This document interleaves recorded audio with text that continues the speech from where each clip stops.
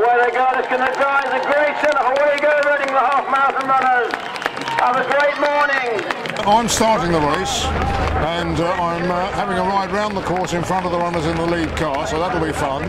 So I used to be a cross-country runner and it was difficult enough starting 30, but to start 18,000 is going to be quite an achievement.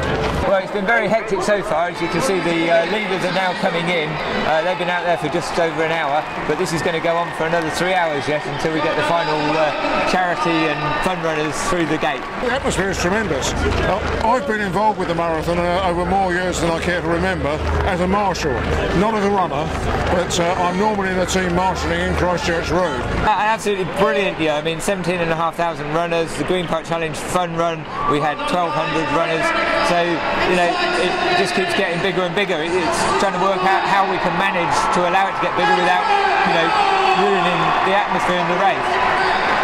It's a very important event in Reading's calendar, and virtually the whole town turns out to join in the spirit of it.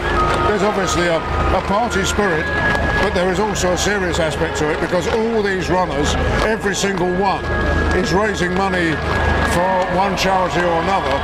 And I don't know whether anybody's ever added it up, but it must be many, many thousands of pounds is raised on this day.